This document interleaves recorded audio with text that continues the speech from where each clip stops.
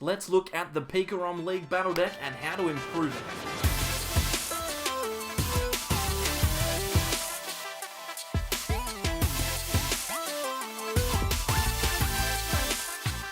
Welcome back everyone to more from the Sable Eyes. I'm Mitch and today we're going to be talking through the new Pikachu and Zekrom League Battle Deck and how we can improve it. We'll jump across to PTCGO and we'll run through the original list, and then later in the video we'll upgrade it, take it on the ladder and show you how you can make the best out of your $25 purchase. So there's been a lot of talk about the League Battle decks that Pokemon has just released, and what we've decided to do is we've decided to build them on PTCGO, talk you through them, and then show you how you can easily improve them to make them even stronger on the ladder. Realistically, you could take this deck onto the ladder straight away. All you need to do is buy the code for that particular deck, or buy the deck in real life, which is really good value as well, and then you'll be able to take these things onto the ladder and play games and do perfectly well. So what we're going to do is we're just going to talk you through the cards that are in the list, and then tell you the things that you can do to really cheaply improve the deck, so that you only need to invest maybe 10 or 15 more dollars than you've already spent to get a few more packs, a few more codes, to upgrade the list. So let's talk through the deck as it is. The big sell for the PikaRom League Battle deck is obviously Jirachi. You get 4 of these in this deck. That is broken for value. The decks are what, $25 US? Jirachis are pretty bloody expensive, so you're getting a really good deal if you're getting 1 Jirachi, maybe 2 for 25 bucks. I don't know exactly how much they are. 1 Jirachi for 25 bucks, but to get 4 is exceptional. So this card is an absolute staple in the Pokemon TCG, and this League Battle deck is the way to go about getting it. The best thing about Jirachi is that it can search out pretty much any trainer as long as it's in the top 5 cards in your deck. So Stellar Wish, you put Jirachi to sleep and find those trainer cards. You can pick any one you like and then get going with it. That is super strong, and the deck itself, the Pokemon itself, is really strong as well. I don't know if you've paid any attention to the Limitless tournaments that just happened, but Pikachu Zekrom just won, so this card is very much top tier, and I would definitely recommend someone starting out with it.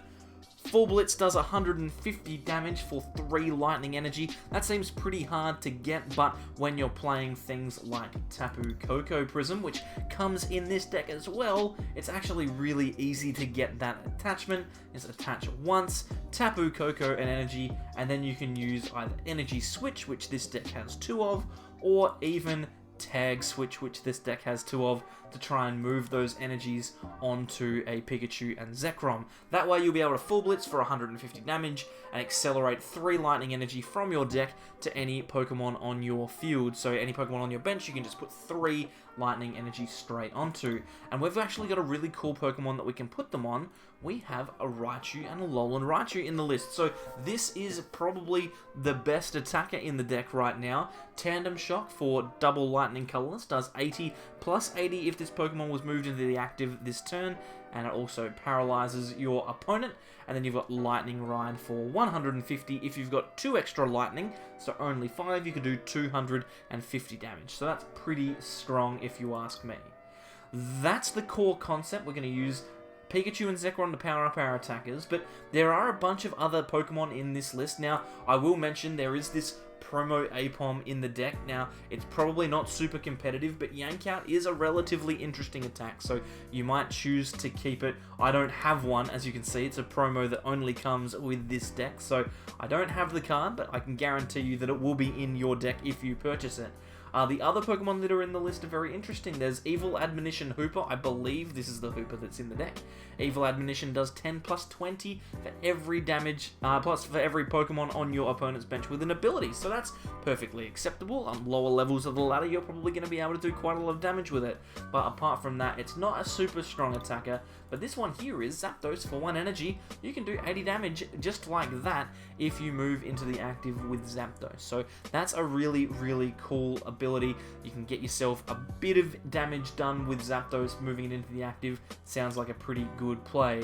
Our final Pokemon that we've got in the list is one copy of Eelektross. Now, it's a Stage 2 Pokemon. You might be asking, well, where's the basic and the Stage 1? You don't actually need them, because with Electric Swamp, the ability, once during your turn, if this Pokemon is in your hand and you have 4 energy in play, then you can put this Pokemon onto your bench, and if you do, you can move any number of lightning energy from those Pokemon to your Eelektross. So that means that if you've got a whole bunch of energy on the field, maybe some damage counters here and there, and you want to move those energies around, you can slam down Eelektross, move 4 energy onto it, and then start using Hover Over, which does 130 damage, and then your opponent's active Pokemon can't retreat.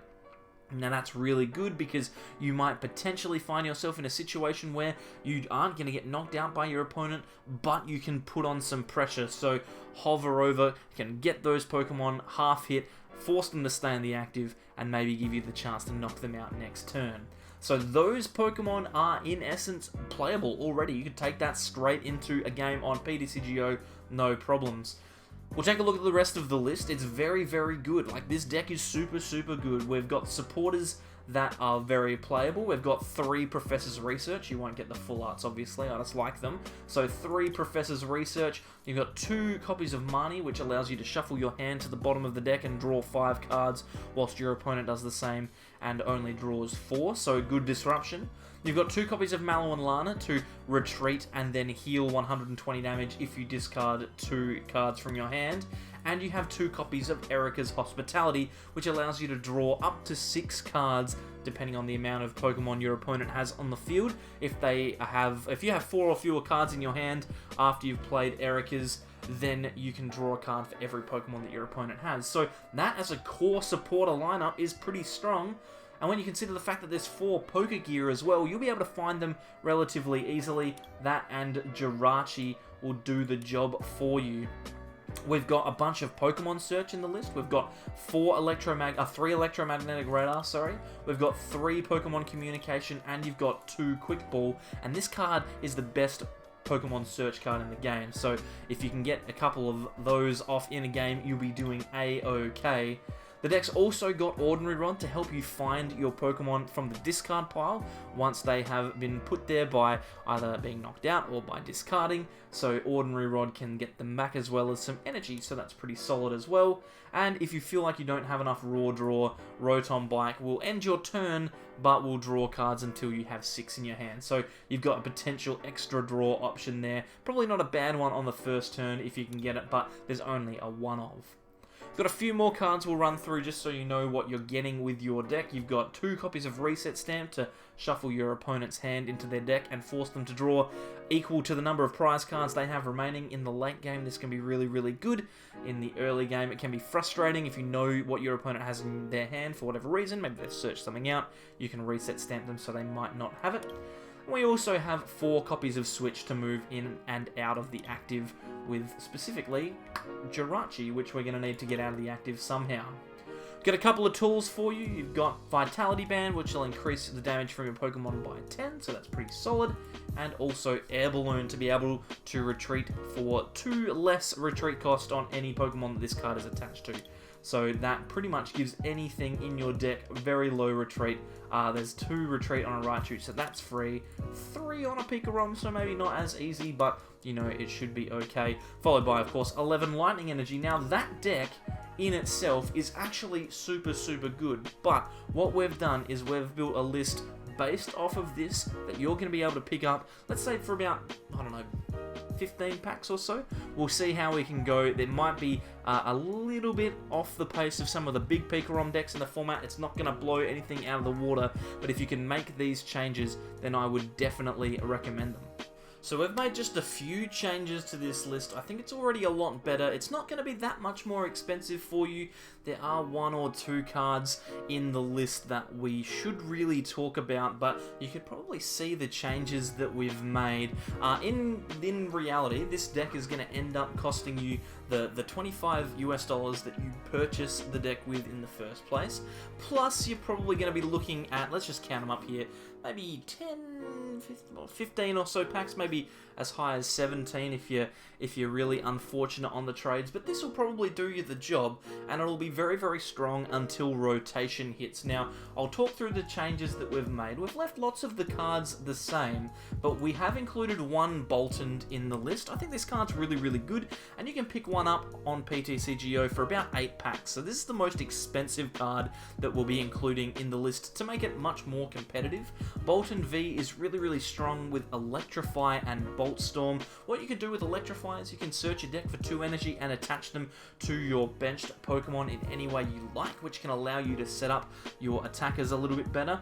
And Bolt Storm is a great attack to be able to take some big one-shots if you need them. Obviously, PikaRom is capable of doing it, but Bolt Storm for 2 lightning does 10 damage plus 30 more for every lightning energy that we have in play. So that's going to be really, really strong. We're going to be able to get a decent attack off with Boltund. So that is probably a must include for me. It's the most expensive card, so if you can't afford it, then you can just stick with like the Hooper that's in the deck already. It's not going to be as explosive, but it's still going to be just as useful for you. So Boltund is the most expensive card to include.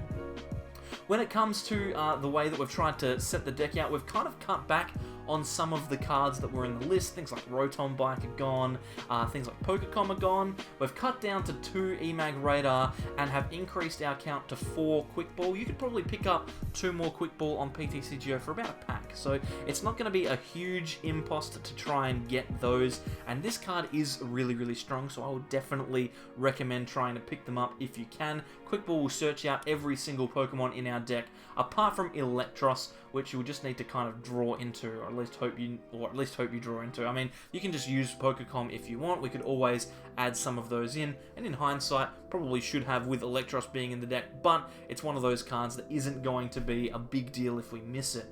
Now, we've also cut down on things like Energy Switch, on Tag Switch, sorry, and we've also cut down on a couple of Energy because we are going to be playing 4 copies of Speed Lightning Energy. This card came out in Rebel Clash, and it is objectively better than a basic Lightning Energy in lots of ways. This card acts as a Lightning Energy and also allows you to draw 2 extra cards. So what you can do is you can attach this to a PikaRom, you can give yourself 2 more cards to look at, which is always going to be really good. Now, you can't Energy Switch it, you can't use it with Tag Switch, but you can, or maybe you can use it with Tag Switch. Yeah, you can move it with Tag Switch. What am I talking about? You can't use it with Energy Switch because that's basic energy.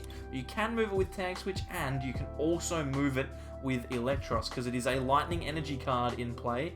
It isn't a basic Lightning Energy, right? Eelektross doesn't specify basic, so you can use it if you would like. Now, we've also put in a few extra supporters into the deck. You'll notice we're missing Erica. We've actually increased our count to 4 Research and 4 Marnie.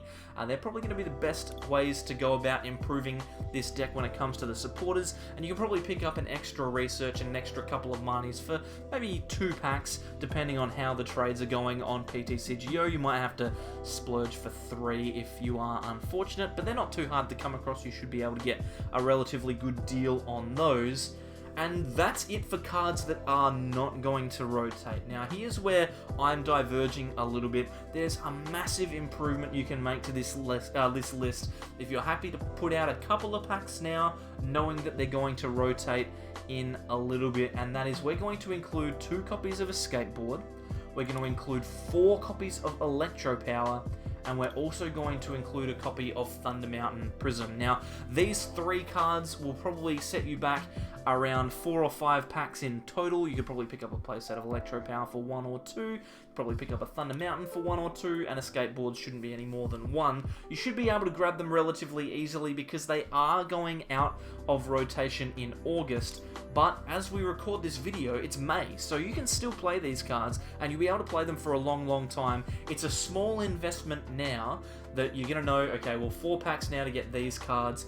In the future, they're going to rotate, but I'm going to get so much more value out of this deck now if I choose to play them. I would 100% recommend that you pick these up. In fact, these cards are probably the ones that I would get first. So if I've just bought this deck, I'm getting Escape Board, Electropower, and Thunder Mountain straight away, because those 3 cards turn this deck from relatively good to absolutely busted. So this could be a really, really strong deck for you to start out with on the ladder. There are some obvious deficiencies with it. We don't have the Dene. The Dene are ridiculously expensive. Like, if you can afford a Dene, put it in, absolutely. Go for it. But I mean, we're probably not going to be able to afford to pick them up straight out of the gate. So these changes for about 15 packs are probably going to be enough to give you a really, really competitive deck for a relatively cheap price. When you think about it, we've got about $25 put into it from the battle deck itself, and then maybe $15 worth of codes, if that, maybe $7.50 worth of codes. If you pick them up online at a good rate, you can get them relatively cheaply, and you can make this deck 100 times better. So what we'll do is we'll see if this is actually going to work. I'll show you this updated version of the list on the ladder, so that you can get a little bit of an idea of the value that you'll be getting out of this particular battle deck. Alright, so let's see how we go on the ladder. This could be good, this could be bad, we'll see what happens. But the key is, this is exactly what a game would be like if we do take it onto the ladder. Well, we'll go first here, and we've actually got a really strong hand, so you're going to get these hands pretty regularly. We've got a Jirachi in the active, we've got a PikaRom with some energy. Depending on what we get off of the Stellar Wish, we'll be good to go. And our opponents started to Dene, and we've got an Escape Board, and we've found a research off of the Jirachi, so this is perfect. What we're going to do is we're going to attach the energy to the PikaRom, and then I think we just pass. We hold onto the Escape Board just in case they have Tool Scrapper. The last thing we want is for them to remove that Escape Board. There is the risk that we get Marnie, but generally on the first turn people tend to go for the research, so we should be relatively safe. And we are playing something with fighting energy here, the Sandaconda V. Okay, so this is the true test. If we can manage to get ourselves a win against Sandaconda V, which is on the ladder specifically to beat PikaRom, if we can beat it with a PikaRom deck that isn't even a top tier one, it's just the one that we've improved with just a few packs, then this is definitely a must buy. Like, you have to get it. There's a Marnie. So we were talking about how sometimes it just happens that our opponent does the thing that we're not expecting them to. We had a perfect turn set up, but unfortunately it's not going to work for us. This is okay. We've got Speed Lightning energy, so we'll be able to potentially get ourselves out of the mess that we're in. And we've still got Jirachi in the active, and we can still do lots of stuff regardless. So even though we've been Marnie, there's still a lot that we can do. Our opponent's going for Diancie here. They might be trying to get themselves an attack with that Sandaconda. If they're lucky, they've gone through a lot of cards, to be fair. They've done a lot of stuff, so they'll be lucky to get an attack off. But here's a switch, so they are going to be able to use that first attack from Sandaconda. There's no chance they'll be able to take a knockout on the Jirachi, though. Only doing 50 damage at the most at the moment. They've got the dojo, that's 60, so it's almost there, but not quite. The important thing is that they're accelerating energy, so that is awkward. We've got access to Jirachi again, and we've actually got E-Power here, so what we're going to do is we're going to grab this Marnie off of the Stellar Wish. Probably shouldn't have done that, should have Speed Lightning Energy instead. We'll do that first and see what we get. We've got a Switch and an EMAG Radar. Okay, so we can be gamblers here and see if we get into either Energy Switch and Tapu Koko, or whether we get into our Thunder Mountain. What I'm going to go for, I'm just going to go for Thunder Mountain, because why not? What's the worst that can happen? We'll switch, and then Marnie, we won't play the PikaRom down. Hopefully we get Thunder Mountain, and we do. So now we're going to be able, since we've played the Electropower, to actually use Boltund GX here to take a knockout on the active Sandaconda. We'll grab the Tapu Koko now while we have the chance, because if they do return us, we want to be able to do some stuff with it. But yeah, we'll just Tag Bolt, take the knockout, and we've got 2 prizes with PikaRom. We're not even drawing particularly well. We've got 4 energy in our hand, so we'll be set for energy for the rest of the game. And yeah, our opponent doesn't have any accelerated energy on the field anymore. They're going to have to rely on Roly-Coly evolving into whatever it evolves into. I can't remember its name right now. They've actually got a Mew on the bench, so they could potentially take a knockout on that Jirachi, would be my guess. You'd think that's probably the play here. They've got Switch, so they're going to go for the Psi Power. They'd probably take a knockout on the Jirachi and play some Okay, that's very weird. I don't know why they're putting it on the Tapu Koko there. We've got Mallow Lana. We don't really need it. I think what we're going to do, we'll just attach to probably just the Raichu or the Boltund. Probably the Raichu. No, the Boltund was probably the right play because we're going to accelerate to the Raichu. It's fine. We've got the Tapu Koko, so we're not going to be punished for it, and we've got infinity energy in hand. So we'll just full blitz here and accelerate a ton of energy. We're 3 prizes up. So worst case scenario, we will be good to go. Next turn, we can paralyze, take a big knockout on our opponent's Boltund, and depending on what we get off we're going to switch off the prizes. How good's that? That means we can use Jirachi next turn as well. Our opponent has 2 cards left. Acrobike is probably not a bad one. They'll be able to try and look for something else. But I think we're in a pretty good spot because they would need to have a supporter to start with. And they'd need to be able to evolve into Colossal. I've remembered what the card is. And a victory. So there you go. We beat a deck that's designed to beat us with PikaRom. So hey, if that doesn't prove to you that you should be picking up this Pikachu and Zekrom League Battle Deck and doing a little bit of improving to play some games on the ladder, I don't know what will. We just managed to beat Sandaconda, which has type advantage over PikaRom, and we didn't even break a sweat doing it. Hopefully you've enjoyed this one. We're going to make one with the Reshiram and Charizard deck next, so you'll be seeing that in the next couple of days. It's obviously not quite as good as the PikaRom one, that's why we put the PikaRom one out first, but you can definitely expect to see it on the channel, and we'll tell you exactly how you can go about improving it as soon as we get around to it. It's probably going to be tomorrow. We'll see how you go. I'm mumbling at the moment, so you never know, anything could happen. If you do like the content and you want to see more, then click this button up here to subscribe. Over here are some videos that YouTube thinks you will like, and we've got a playlist for some Rebel Clash deck profiles if you're looking to be a little bit more competitive or just a bit more fun, down in the right hand corner. Follow us on Facebook and Twitter at @Sableyes_YT. And apart from that, we'll see you all next time for more from the Sableyes. Bye.